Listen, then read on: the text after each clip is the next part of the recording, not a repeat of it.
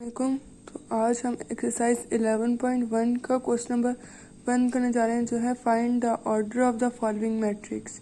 तो इसका पहला पार्ट शुरू करते हैं। इसका फर्स्ट क्वेश्चन है ए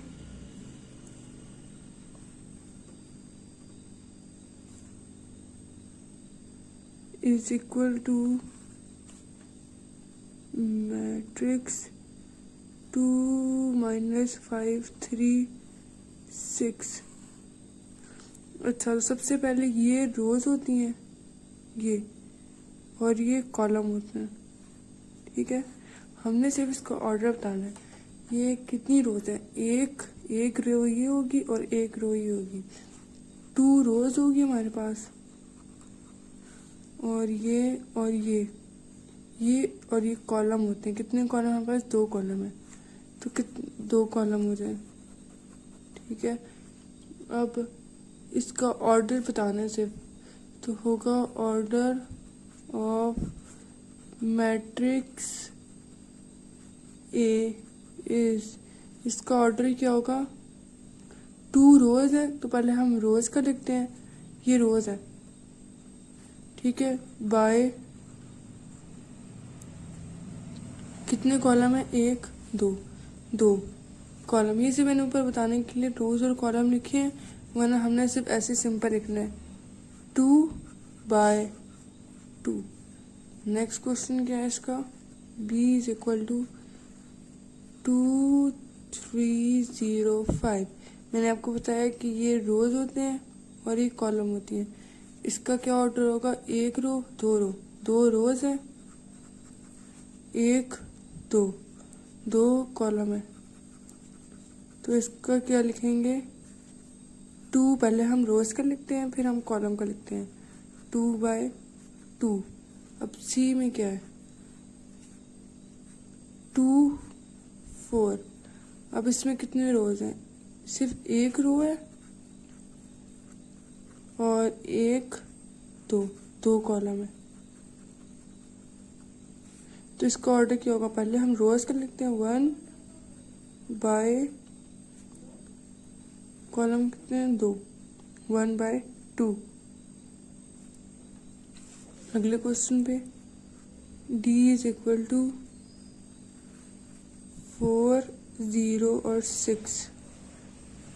कितनी रोज है? 1 2 3 रोज है, और कॉलम कितने? 1 कॉलम है, तो इसको पहले हम रोज लिखते हैं 3/1। नेक्स्ट क्वेश्चन e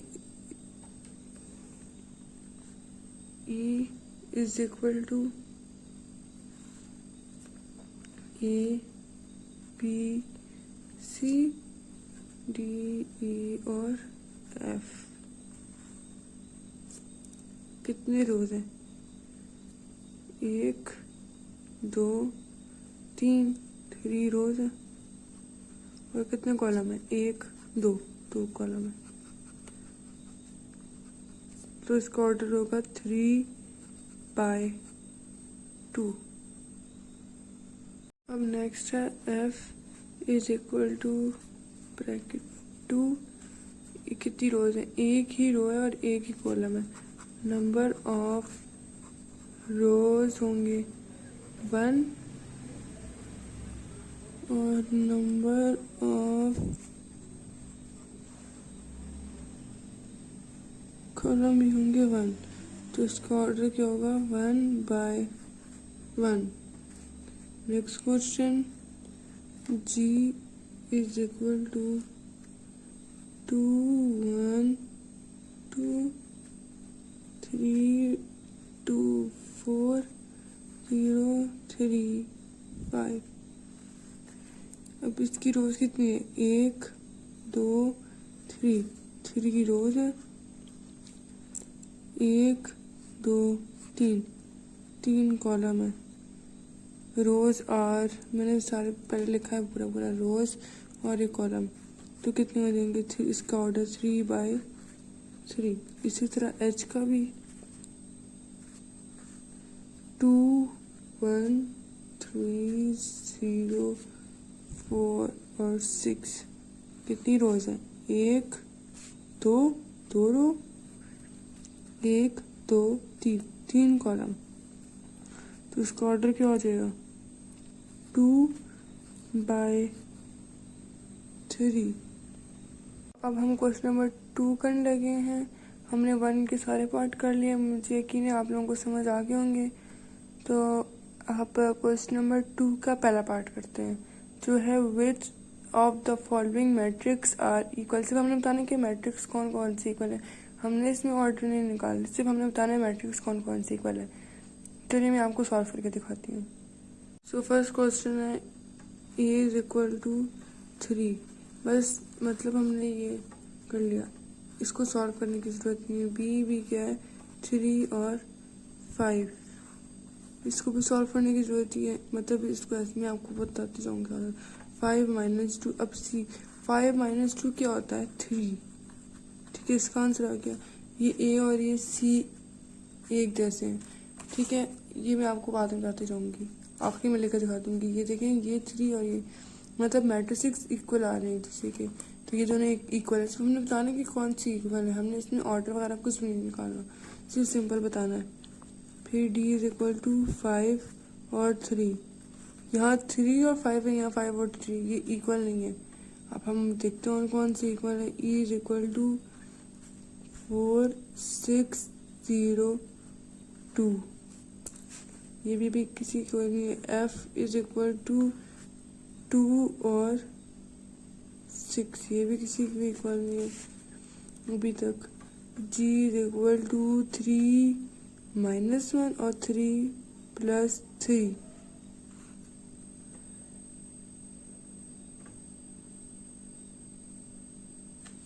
थ्री में माइनस करें 2 और 3 में प्लस करें 3 6। अब 2 और 6 है ना इक्वल, f और g इक्वल नहीं दूसरे के, ठीक है। नेक्स्ट है h इज इक्वल टू 4 6 0 2। अच्छा, यहीं आगे h तक हो गया। i क्या है हमारे पास? i सिर्फ हमने इसको सॉल्व करना है, जहाँ प्लस माइनस हो रहा है, हमने सिर्फ ऑर्डर भी नहीं निकालना, सिर्फ बताना है कि ये क्या है। 3 3 + 2, 3 में 2 प्लस करें 5 3 5। अब देखिए कोई है 3 और 5, ये जैसे b है, ये b और ये i इक्वल हो गए, ठीक है। लास्ट है इसका j इज इक्वल टू 2 + 2 2 + 4 2 - 2 और 2 + 0। 2 में 2 प्लस करो 4, 4 में 2 प्लस करो 6, 2 में माइनस करो 2 0, 2 में 2 प्लस करो 2। अब देखिए कोई इक्वल है 4 6 0 2। ये देखिए ई क्या था हमारे पास? 4 6 0 2 और जे क्या है? 4 6 0 2। ये दोनों एक दूसरे के इक्वल है। अब मैं आपको एंड में बता दूँ कौन कौन से किसके इक्वल है। यहाँ ए वाला क्या है? ए और 3 और सी 3, ये दोनों एक दूसरे के इक्वल है। A is equal to C first. Second है हमारे पास बी क्या है? 3 और 5, और यहाँ से हमारे पास इक्वल रहा था आई 3 और 5, तो कौन कौन से इक्वल हो गए? बी और आई एक दूसरे के इक्वल हो गए। थर्ड, अब डी हमारे पास क्या था? डी 5 और 3, यहाँ कोई 5 और 3, मतलब डी किसी के इक्वल है ही नहीं, उसको मैं छोड़ दिया। अच्छा, ई वाला देखिए, ई कौन सा था? 4 6 0 2, और हमारे पास जैसे कैसे आ रहे हैं एच वाला एक हमारे पास 4 6 0 2 और जे वाला 4 6 0 2, तो कौन कौन से इक्वल हो गए? E is equal to H is equal to J. इसके बाद फोर्थ हमारे पास एफ हमारे पास किसके इक्वल है? 2 और 6 के, और कौन सा रह गया, जी वाला। जी वाला भी 2 और 6 के, तो इसका आंसर क्या होगा, F इज इक्वल टू जी। मुझे यकीन है आपको समझ आ गए होंगे, ये बहुत इजी क्वेश्चन थे। सेकंड पार्ट बहुत सिंपल था। अब हम क्वेश्चन नंबर 3 करेंगे। मुझे यकीन है कि आपको क्वेश्चन नंबर 2 अच्छे से समझ आ गया होगा। उसमें हमने सिर्फ ऑर्डर निकाल, सिर्फ हमने बताना थे ये कौन कौन से मैट्रिक्स इक्वल है, हमने सिर्फ उनको प्लस माइनस करना था। अब हम क्वेश्चन नंबर 3 करेंगे, जो है find the value of A B C and D which satisfy the matrix equation. अब हम इक्वेशन लिखते हैं और इसको सॉल्व करते हैं। अब हम मैट्रिक्स लिखेंगे। मैट्रिक्स क्या है, A plus C, C minus 1, A plus 2b, 4d minus 6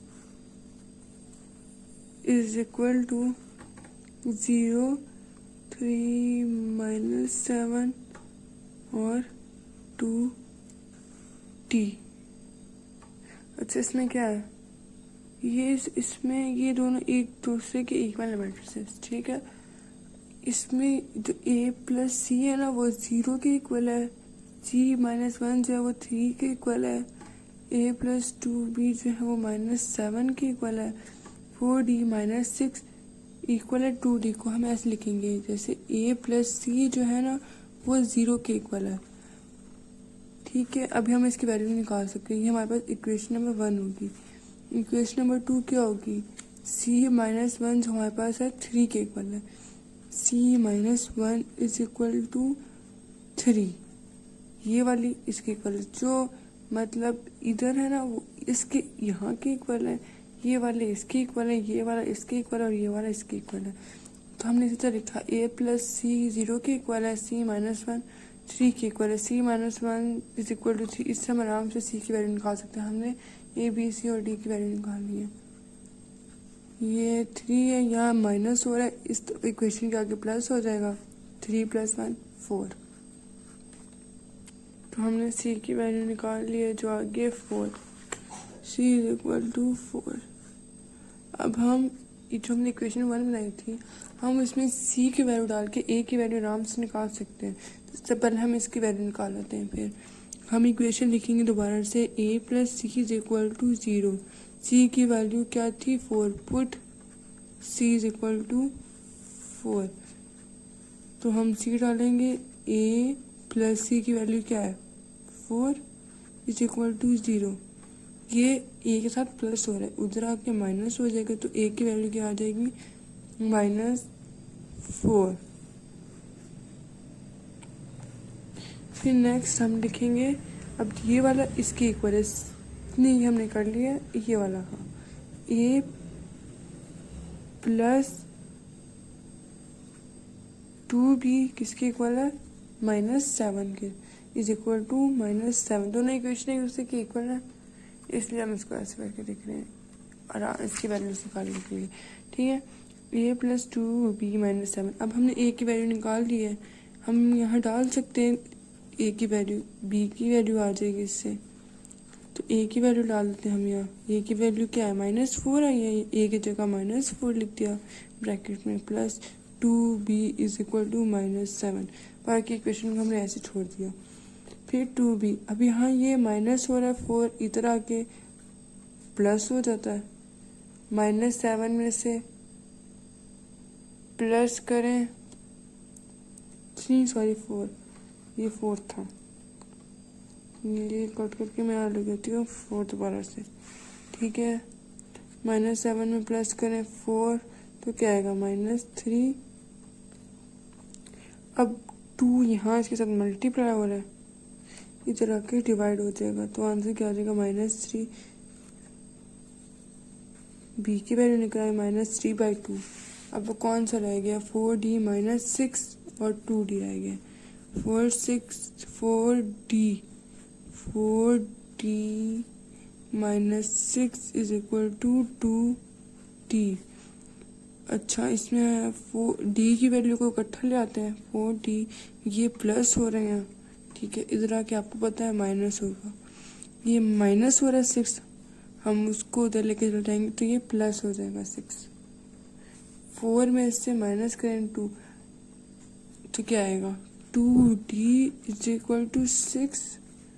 अब ये इसके साथ मल्टीप्लाई हो रहा है, ये जरा के डिवाइड हो जाए तो क्या आ जाएगा 6/2।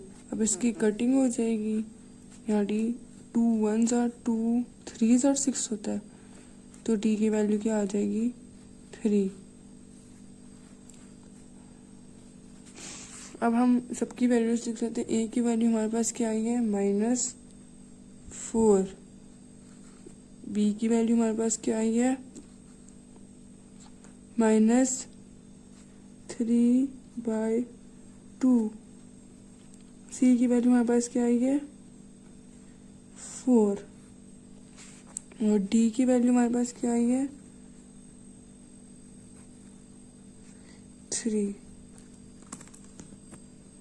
वो सबकी हमने वैल्यूज निकाल ली हैं जी। तो तीनों क्वेश्चन हमारे कंप्लीट हो चुके हैं। फर्स्ट में सिर्फ हमने सिंपल ऑर्डर्स निकालने थे, उसके बाद सेकंड में हमने सिर्फ बताना था कि कौन सी मैट्रिक्स एक दूसरे इक्वल है, और ए बी सी और डी की थर्ड क्वेश्चन में वैल्यू निकाली थी, वो हमने निकाल ली है।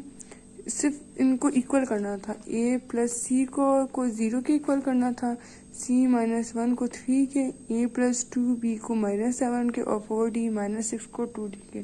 तो इससे आराम से इसकी वैल्यूज निकाली हैं। मुझे उम्मीद है आप लोगों को समझ आ जाएगा। अगर कुछ मुश्किल होती है तो आप कमेंट सेक्शन में मुझे बता सकते हैं, मैं आपको दोबारा भी समझा सकती हूँ। और मुझे उम्मीद है आपको ये समझ आ गया होगा। मैं आपको मिलूंगी अपनी नेक्स्ट वीडियो में, तब तक के लिए अल्लाह हाफिज़।